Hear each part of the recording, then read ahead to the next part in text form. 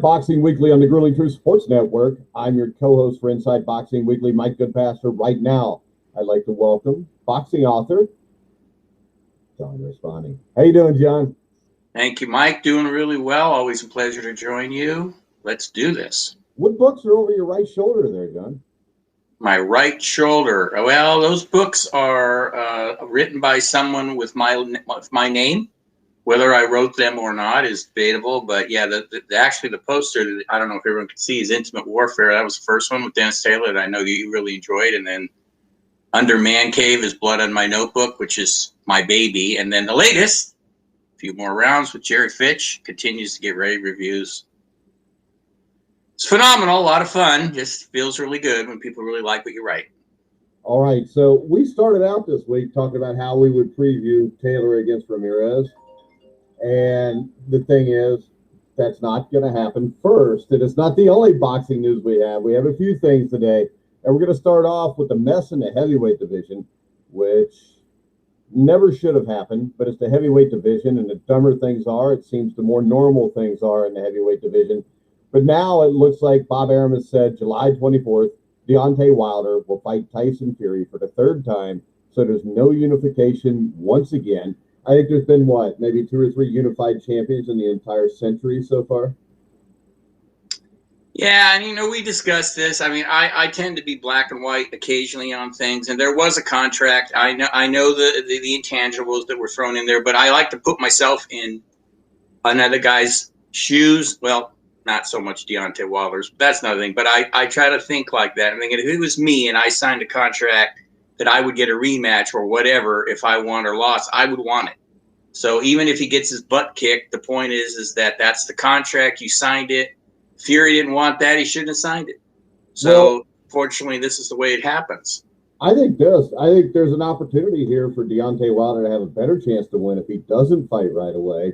He could fight a guy like, I don't know, Adam Konatsky or Charles Martin and get an easy win and make himself even bigger. Because when I look at this fight, I don't think you get more than 500,000 buys on this fight this time. This is not the last fight. The last fight was pure and utter complete domination. There was no crazy judging. There was no crazy scoring. And no matter what Deontay Wilder fans think, the gloves weren't tampered with. It was a one-sided ass beating. So to me, if I'm Deontay Wilder right now, I could just say, hey, give me $2 million and give me a contract to fight the winner in December. I think what that does, number one, is it makes Deontay Wilder look like the good guy, which Deontay Wilder really needs at some point in his career. And I think also it gives him a chance to fight somebody. And if he comes out, no matter who he fights, and devastates the guy in the first round, I think it makes a third fight bigger with Fury or a first fight with Joshua. Plus Joshua and Fury, if they go out and put on a good show, I mean, people are going to clamor for that fight even more. And it sets him up to fight whoever the loser is the second time if he actually beats Fury or Joshua. So I think in the long run, he's going to make more money a third fight if he does it in December or January. Plus, he's going to get a couple $1 million for not doing a damn thing, John. And in his shoes, that's what I would like. Well, he might not want to risk a fight before what happens if he lost? Well, don't fight then. Just take the extra $2 million and fight in December against the winner, and you can beat a unified champion. I mean, right now, he's not the heavyweight champion of the world if he beats Tyson Fury. Tyson Fury is not the heavyweight champion of the world. Neither is Anthony Joshua, because there's only one world, and there's going to be one world champion. And the way I look at it, Tyson Fury, when he retired after he beat Klitschko, gave up the right to be the lineal heavyweight champion.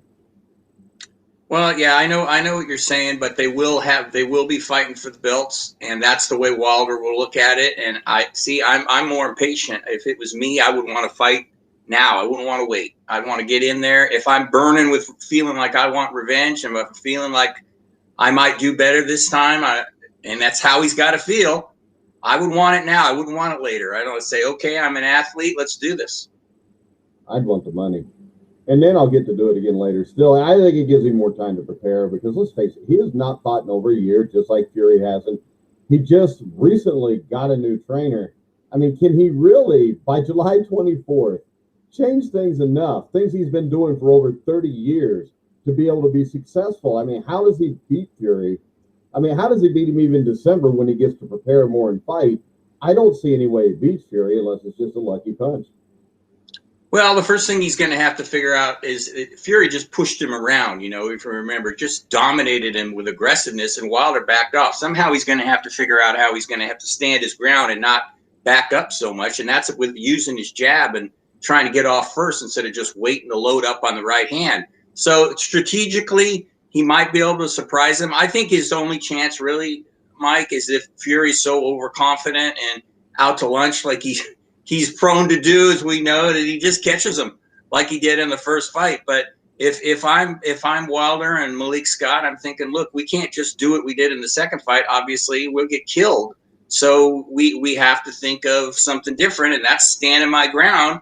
And if that means walking after him, grabbing him, pushing him against the ropes, whatever it takes, make him go, okay, this is maybe a different guy this time. You know, boxing, it's like all sports, it's all right here too. If you can get off to a good start, I think it might help him.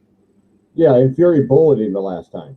Yes. So the thing is this, that first round would be huge in a third fight, because if it's the same thing, this is over quicker than it was the last time. And when you look at boxing history, and you would be the first person I would ask this, do you remember a rematch where a guy got so thoroughly dominated the first time, and then with not fighting anybody else, comes back a year and a half later and gets a win in a rematch? Not thoroughly dominated. I remember when Joe Louis fought Jersey Joe Walcott in the second fight. Everybody thought he lost the first one. Not terribly, but he lost. Joe Louis thought he lost. And then he knocks out Jersey Joe Walcott in the rematch. You know, that wasn't the same thing. The thing that's hard for this fight is this was a complete ass whipping. And that's also going to be so. No, I can't remember. You know, whenever Rocky Marciano won and then fought a guy the second time, he usually dominated more, just like Wilder, just like Fury did in the second fight. So it's just the contract. That's what it is. You can't really compare it historically to anything that you know that pops into your mind. Like, oh, I remember when that happened a third. It's like if Max Schmeling fought Joe Louis a third time. We know what would have happened. Joe Louis would have destroyed him again, just like he did in the rematch, I believe. But Joe Louis did turn around that rematch. But then again, that was 2 years later. It was 2 years later, immediately after. And Joe Louis was a young fighter at the time. Max Schmeling was probably at the end of his best when they fought. So by the time they fight 2 or 3 years later, you know, Schmeling's the one on the downhill, and Louis is in his prime.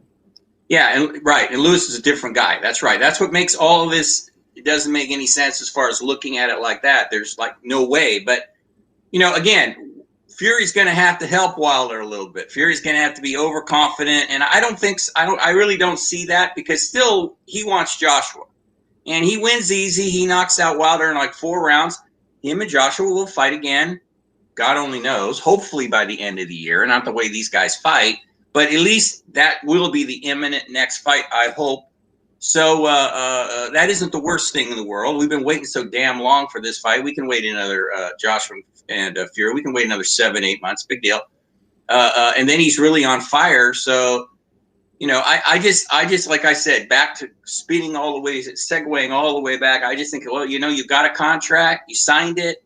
Don't make excuses. If he's so easy, if there's no challenge, then just knock him out and be done with it. I just want to know why the rematch is taking so long to get. Well, you know, the pandemic hit, right? That caused a lot of issues. And Fury just said that time ran out. And Wilder, I don't know what Wilder did for a number of months either. He wasn't demanding a rematch right away. It was when all this other stuff. I mean, there was a break for a while. I think he was depressed after he lost. I think he was trying to get the dent out of his head from the brick that was in Fury's glove. What do you think? Or whatever else you want to think of. His legs were still tired after carrying all that extra weight when he went into the ring. I mean, that's some of the dumbest excuses I think I've ever heard, and I've heard some really bad excuses. That was the worst I think I've ever heard, John. Yeah, that was really bad. And you know, everyone he has such a bad image, but I always go back to when the old ringside boxing show that we did that was so much fun, and we had him on twice, Dennis and me, and he was funny as hell. So, you know, he lost this time. So, you know, sometimes maybe your true character comes out, at least to a degree. So I don't ever think he's just a bad guy. I think he's stubborn, and his advisors, whoever is advising him, and somebody probably says something, he just does whatever he wants, like we figure. But if somebody says to him, look, Deontay, you're really messing up here, you should stop. one thing, at least he's not talking as much as he was. I mean, you know, as we know, the whole Mark Breland fiasco was beyond a fiasco. It was give him time, because if the fight's July 24th, that'll start up soon. And he's not going to be able to, because Fury is going to try to get in his head from the outset. Yeah, and he's already in his head no matter what. I would try, if I was Wilder, to just not say anything and just say, the old cliche, I'm going to use my fists. And maybe that, who knows, maybe that might even surprise Fury if Fury can't get into his head this time. Fury might, oh, okay, well, maybe this is a different animal this time. So I would try to think like that, but I don't know if he can do it. Yeah, I don't see a reason to believe Malik Scott can pull this off and make it. I don't really see anybody that could pull this off in a few months of changing his style. It's not a shot on Malik Scott. I don't think there's anybody that could really pull this off. Yeah, it's a tough call. I mean, they're friends, and as we were talking before, I just don't know if Wilder's going to listen, you know. But this is what I would do if I was Malik Scott, and if he was at least listening a little, I'd go back to Rocky 2, and I'd go, let's watch some film. And if he doesn't get through his head, and forget all the conspiracy stuff, if he just watch how he gets his butt whipped in the second fight, how he gets bullied, how he gets pushed, how he gets knocked down. I mean, it was a whooping. So if I was Malik, I'd say, look, Deontay, I know you don't agree with all this, but this is what we're facing here. This is what we have to find a way to defeat. So forget all that crap.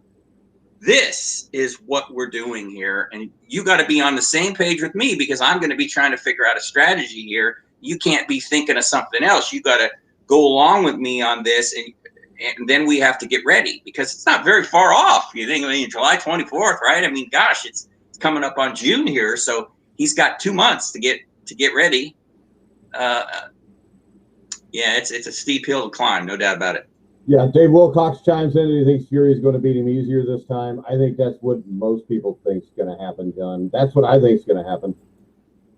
Yeah, that's the way to think. I mean, you can't go against that, because there's really no proof. You go back to the first fight.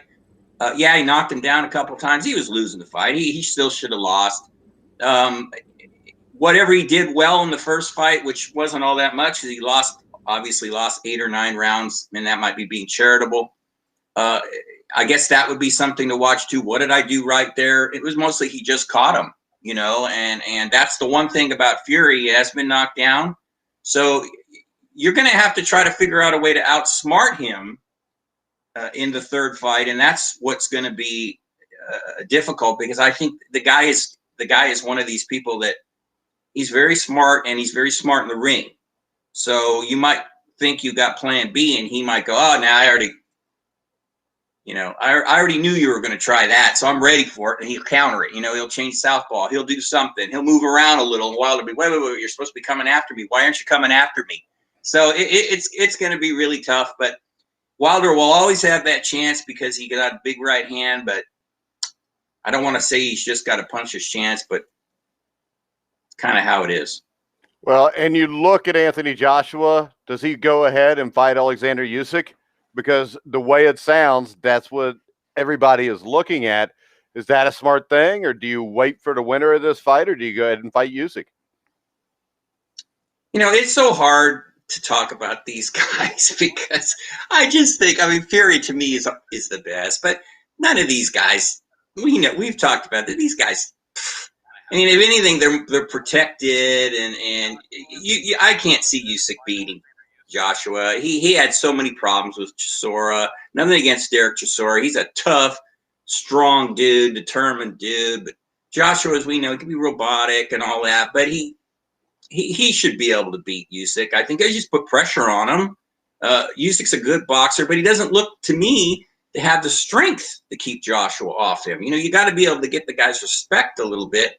And Chisora had him where you could tell he was like, holy moly, I need a bigger ring here so I can get away from this guy. So I don't think you're as talented as Usyk is. I think moving up to heavyweight because he wants to make more money. I don't blame him, but I don't think he's got that strength. We were talking about Evander Holyfield moving up. That was the thing about Holyfield.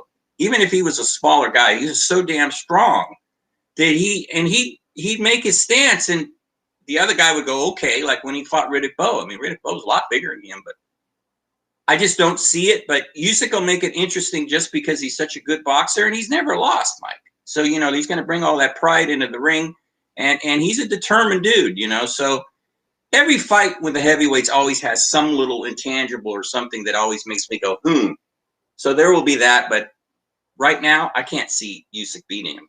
How about this? I give Usyk a better shot of beating Joshua than I do of Wilder beating Fury. Yeah, I agree. So, and I don't really want to see Usyk against Fury because I think that would be boring as hell, John. Yeah. No, I agree. I mean, they'd be boxing in the center of the ring. It would be more of a chess match. I don't know if Fury would come out. I doubt it. I think he'd figure, look, I can bully Wilder, but this guy move around more. He's got better footwork. He's got a better technique. He's an acclaimed amateur, all that kind of stuff. So, no, Fury would fight his fight and win a boring decision, likely over Usyk, unless he got him late, backed him into the ropes, and Usyk was tired from moving around so much. So the heavyweights are just very thin, and that's why we get so frustrated. And and here we go again. To me, they don't fight enough. Damn it! Fight more. Don't fight once a year. Don't fight once every year and a half. I don't care. Fight every 5 or 6 months. Yeah. Look at Canelo. Learn something from this. Unfortunately, that's never going to happen. Even though Fury did it for 1 year, where he fought 3 or 4 times, and he acted like he was going to continue to do it. But then, once you've made that much money, it's probably hard to go out and fight more than once a year. Next up, we had serious boxing news. We'll finish with a serious unification fight. In the middle, we're going to talk about something stupid, which is Showtime inking Jake Paul to a deal for multiple fights. My only question is this. I'd be all right with it if Jake Paul's going to fight real boxers, but we know that's not going to happen. They'll probably have like Jake Paul fight an elephant or something that's been dead for a year. I don't know what Showtime is doing. It was HBO and Showtime. I preferred HBO a few years ago. Showtime had some good cards, though. They've got some history if you look back at their cards.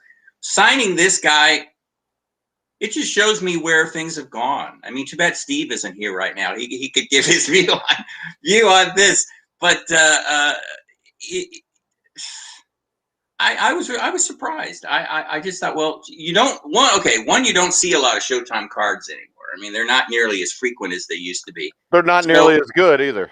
Not nearly as good, right? It's a good point. So it seems like somebody in their thought, okay, we're throwing in the towel. We're getting modern. This guy's got a lot of fan base. Maybe this will bring us back to a point where people are watching us again. I mean, I don't know. It just looks like an act of desperation to me. Jake Paul, who's he going to fight? He's going to fight me next? I mean, he might. I'm dead. I'm as dead as an elephant at my age. So he's somebody like that, So if it's for $1 million, I will challenge him right now. So. Yeah, well, I was going to say I could take him out on the golf course, maybe beat him on the golf course, but other than that, it's been 11 years since you played, John. Until the I know I didn't play. Didn't play bad. Hey, the one thing I noticed when I used to play golf is the more I played, it seemed like the worse I would get, and then I would stop playing for like 6 months to a year, and I'd come back and I'd play, and I'd shoot better than I ever had. See, that's not the way it's supposed to be with golf. I know. Prove because it's a touch, all that stuff. But yeah, you always went by your own rules anyway, so you do your own thing. So it actually kind of makes sense. Yeah, because actually the first time it would come, if I hadn't hit it in a while, instead of hitting it, I would just pick it up and I would throw it, and however many times it took me to throw it and roll it in a hole would count. Well, see, now that's a different kind of golf, but that's like a basketball golf. That's what I don't know. You get a 500-yard hole, it'll take a while. So we've got Jake Paul. This is a joke. Showtime is also the pay-per-view provider for Logan Paul against Floyd Mayweather. So what the hell's going on? I can see Triller doing what they're doing because there is a niche for this. But if you want to be serious with boxing, why do you do this? I mean, I know it's so they can make money, but it also, I think, the thing that worries me is Showtime, DAZN, ESPN are probably the 3 biggest platforms for boxing now. And you've got one in Showtime that instead of spending money on real fights and real fighters making real fights, instead of worried about, maybe getting Errol Spence and Terrence Bud Crawford together, they're going to throw millions of dollars at Jake Paul for a sideshow act. It really worries me that maybe Showtime eventually is going to drop out of this like HBO did also. Actually, I'm surprised they're still in the game, to be honest. I thought they would fold or call it quits a year or so after HBO. So, but yeah, this does look like, look, this is our last chance. We're going to see what this happens and what happens with this. And if it fails, then we're done.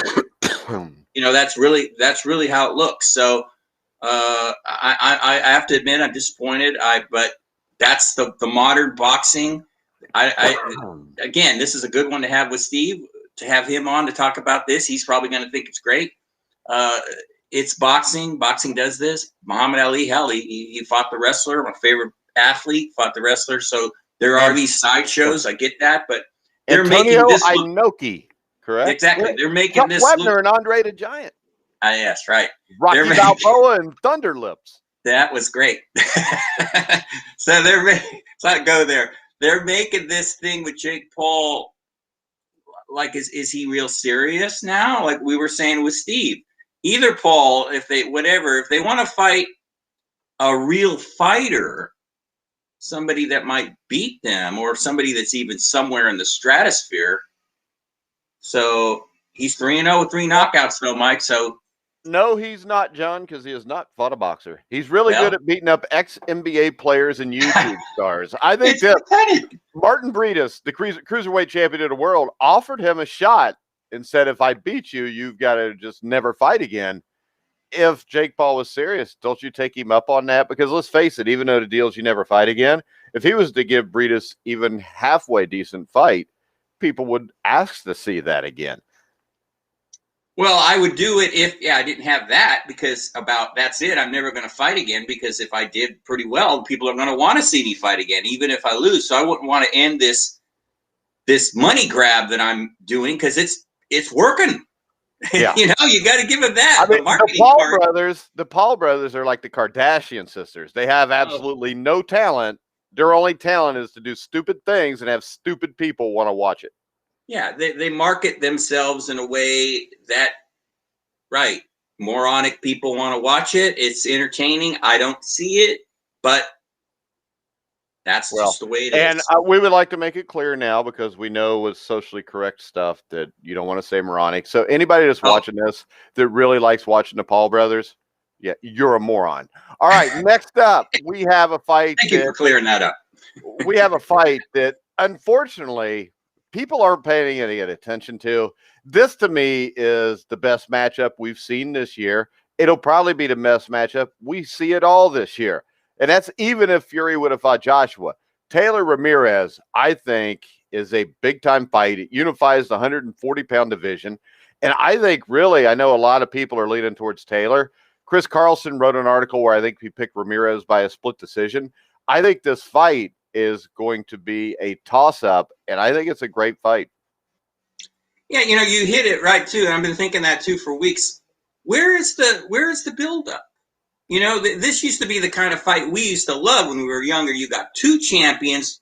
I know there's a million belts. I get all that. But this is a unification fight between 2 undefeated fighters, and they're kind of opposites in the sense that Taylor is kind of the cocky Irishman, and Ramirez is the hard-working guy, the gritty guy, doesn't say anything bad about anybody. So that's kind of cool. It was like they did a little 2-part documentary that I watched a little bit. It was very good. But other than that, they've really done nothing. Yeah, and this is on ESPN, which is a 24-hour sports channel, and you're still not seeing it. You've got the NBA playoffs. Hopefully will be a lead-in for ratings boost, but the NBA playoffs ratings last year were horrible, so hopefully it'll be better this year to help the boxing. But it's really, I think, disconcerting to me that ESPN's supposed to be all in on the boxing with ESPN, ESPN Plus, and they've had some decent cards, at least decent main events. That's what this is, too. It's a good main event. The undercard's not that great, but I don't really care, because I'll sit through 3 hours of stuff to watch 2 of the best fighters in the world battle it out. It's just disappointing to me that ESPN is not pushing this fight at all. Exactly, and I don't really get it. Do they really think that there you go. Somebody made a decision that, well, most people don't know these 2 guys, and well, if people don't know them, tell them about them. Do more than just a documentary. They're probably like, okay, our budget is to do the 2-part documentary, and that'll help sell the fight. Well, no, you can do more than that. You can throw them a few more dollars. A few more dollars deserves to be thrown into this fight, And it is sad. It is pathetic. This kind of fight, here I go again, can't help it, comparing. This kind of fight years ago would have got a lot more notice just because of the credentials that we were just talking about. Undefeated, Olympic fighters, both want to prove something. Nobody is, like, okay, I got redundant. Nobody has lost. Taylor beat the Rougarou Prograis in a very tough fight that he might have lost, according to some people. Ramirez might have lost to Postel, according to some people. So you got a little bit of that. And then you got the Irishman Taylor, who could box really well, but he likes to get into the rumble part. And that's Ramirez's game. So that's what makes the fight so intriguing to me. And we should be buzzing more over it. And other than you and me and maybe some families, nobody's really even talking about it. Yeah, and the thing is this, if you remember, what made the 76 Olympic boxing team, the 84 Olympic boxing team so big, wasn't even the fact they won the gold. You remember they would do like a 5-minute feature on each American fighter before their first fight. They'd run a little interview before each subsequent fight. And if you even go back to HBO World Championship Boxing, if you remember back in the day, if Michael Spinks, I remember watching Michael Spinks, Larry Holmes, first fight. And I remember they show you a 5 to 10 minute preview of Michael Spinks, how he was training with Mackie Shilstone, and how he trained was exactly how he fought, which is why he beat Larry Holmes. And then you get a 5-minute interview with Larry Holmes. They look at the way he trained. And just from watching that, I would have thrown a lot of money on Michael Spinks if I wouldn't have been like 15 or 16, and a bookie would break your legs back then. And I didn't have any damn money. But when you watch that, it gives you some idea of what that person is like. And without that intimate detail of somebody, this is just two boxers boxing. And you got to be able to sell this stuff, and they're not selling it. I mean, this would be the perfect time to do, hell, a 10-minute, 5 minutes on each fighter, just showing them training, interviewing them, and showing them the backstory. Because without the backstory, you don't have anything. You just got two guys that are really good, going to fight each other. Yeah, and they're right on ESPN. You know, why didn't they have like a little interview 10 minutes, 2 days ago? Are they going to do something with the weigh-in? Are they going to have a special little preview of the weigh-in? I mean, they really haven't. My guess is the weigh-in will be on ESPN Plus, John. I would hope so. It better be, but why didn't they run some spots on the radio? I know that's old school, but I heard all kinds of Canelo versus Billy Joe Saunders spots on the radio. Wait a second. Like, wow. Wait a second. You listen to the radio? Yeah, I'm in my car. Really? I just plug my phone in and listen to Spotify so I can hear whatever I want. Well, there's no commercials that way. I like my tunes. Your tunes. So. Yeah, you're cruising with your top down to what, the 60s and 70s? R&B, maybe a little. No, that's before my time. I'm not that old, Mike. I'm not my 70s. Wait a second. I mean, the Beach Boys I remember the Beach Boys. Not that well, but. No, I own no Beach Boy stuff. I'd put War on. I'd put Earth, Wind, and Fire. Some good old R&B that I love. Oh, I love Earth, Wind, and Fire. Oh, yeah. That's good. Glad you heard of it. Yeah. No, I mean, it's a damn shame that Wilder and Joshua aren't fighting in September, John. Yeah, it is. You didn't get my play on words, John. Earth, Wind, and Fire. I got September. Very good, Mike. Come on. Very good. Very good. That was right. I'm old like you. Play that funky music, white boy. Oh, yeah. Yeah. Was it the Average White Band? Yeah, you're surprising me over here, white boy from Indiana. I told you I remember stuff before 1990, so we're good with that. All right, good. Taylor Ramirez. I mean, as you said, I think the key is, can Ramirez wear Taylor down? I think Ramirez is going to score the upset. I think that after a while, I think Taylor is going to engage too much. And I think Ramirez will wear him down. I agree with Chris Carlson, our writer at The Grilling Truth. I think Ramirez wins a close split decision. Well, it depends really on Taylor. If he can stay disciplined, he probably wins a decision, a relatively close decision. And that's the other thing that we didn't even mention. The odds makers are really they're not giving Ramirez any love here. They've got Taylor a 3-1 favorite the last time I looked. I'm sure it's going to go down to probably 2-1 or something like that. But still, he's like not getting much respect at all. So if Taylor can, I mean, if Ramirez can fight like he did against Hooker, he was in the groove that fight. He's got to apply all that pressure, and then he's got to do some damage because that's what Prograis did. But he took a lot of shots. I think Ramirez can take it. I'm not sure that Taylor can. In my article, I said that Taylor would likely win by a close decision. Now, we might look like morons again here in a few days, but hey, the only way we can look like morons is somebody gets blown out right now, John, because we both said close decision, and we both went one way or the other. So we've got it nailed down as long as it ain't a knockout. Exactly. I think if the fight is close going into the later rounds, I think Chris Carlson is going to end up being right. I think Ramirez, because he's shown that in his other fights, that he comes on as the fight goes on. So if he's not too far behind, if it's like, if we're entering round 10 and it's like 6-4, maybe Taylor, Ramirez would come on in 11th, 12th and possibly squeak the decision. So I just hope people watch this fight because I just think it, even if it's not the greatest fight in history, it's going to be competitive, intense, exciting at times. I'm not saying fight of the year, but I really think this is a fight that real boxing fans, all fans, they really want to see what the sport is about as far as competitiveness, desire, grit. This is the one. Well, the fight that makes me worry about picking Ramirez was the Zepeda fight, because Zepeda was a guy who constantly jabbed, circled, and for lack of a better term, Ramirez had trouble with that. And that fight was scored a lot wider than what it should have been. I thought it was a 1 or 2 point fight, probably. So the Zepeda thing worries me when picking Ramirez. And with Taylor, like I said, I think that the thing that worries me most, he's still a young fighter, 17-0, 13 knockouts. And I think this is the biggest fight of his life. It is for Ramirez too. But for Taylor, being that young, I just think there's more of a chance that he's going to make a mistake. And that mistake is usually wanting to really rumble with somebody, especially if Ramirez hurts him. Yeah, and Ramirez will stay more disciplined. He will stay within himself more, I think. He will stay with the game plan. And that's his only chance as far as it goes, is he has to get inside and rumble make Taylor fight his fight. And if he does that, then he'll win. No doubt about it. Because I don't really think Josh Taylor wants that fight. And I don't think he can take it like that for 12 rounds where he's constantly having to fight, move, and fight, and move. Later in the fight, he's going to be tired, and that's when Ramirez is going to do his thing.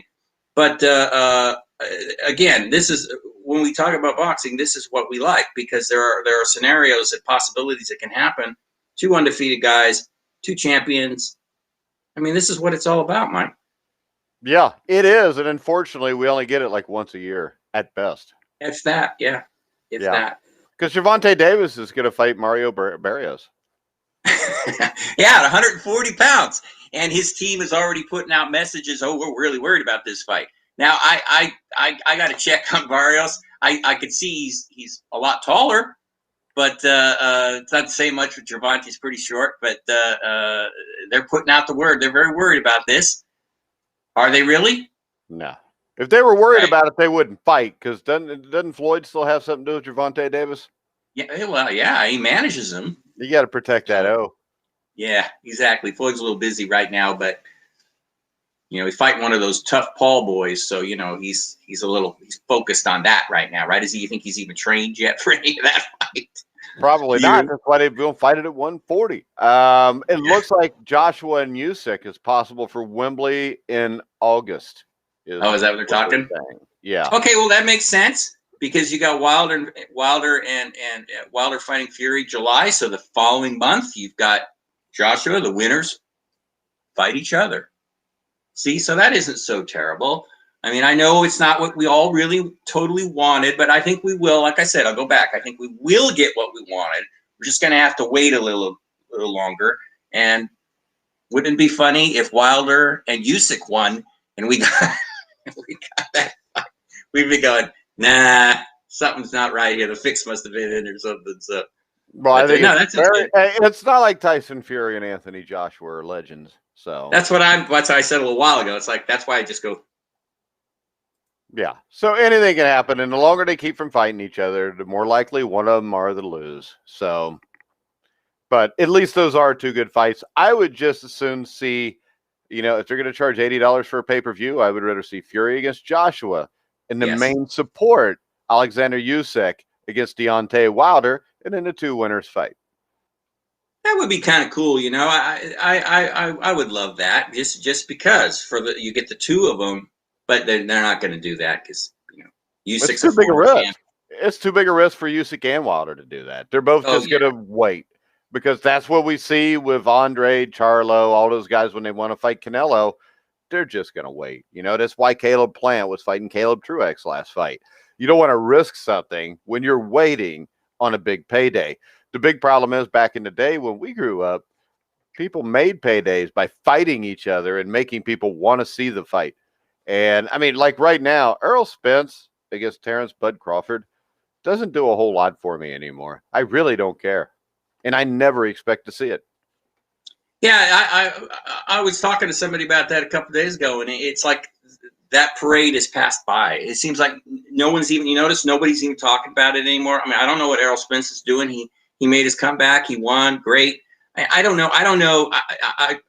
This is just a speculation on my part. I wonder about his desire. I mean, I don't know how you keep not fighting this guy that's constantly was talking about you. And Crawford, it sounds like Crawford's just moved on. He's supposedly going to fight the winner of the Ramirez-Taylor fight. So if it's at 140, I would not mind seeing that. It won't be. I know. But if it's 140, it would be fine. But instead, you're going to bring these guys up into another weight division. Josh Taylor's now, and Ramirez, I don't know if he's big enough to handle that, especially in your first fight at that division. It's kind of like when Juan Manuel Marquez got to fight against Floyd Mayweather. If he would have had a fight at 147 in between there, maybe he has a better chance. But when you go 135 to 147 to fight Floyd's doing that for a reason.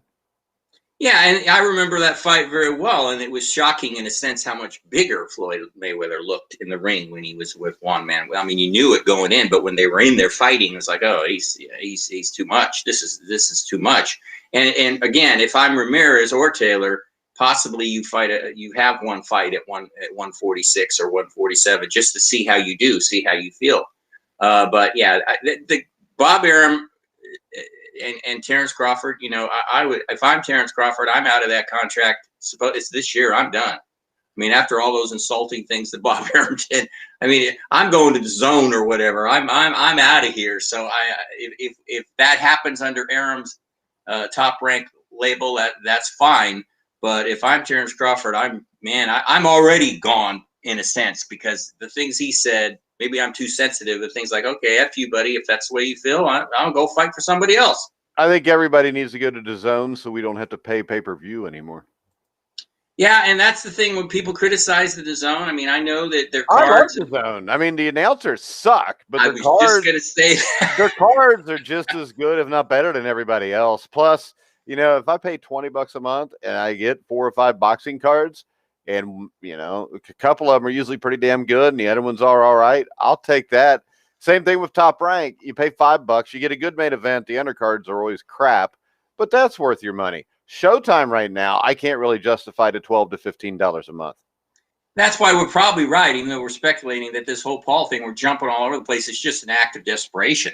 They don't know what to do. I mean, the zone is pretty much dominating, and ESPN Plus is there too.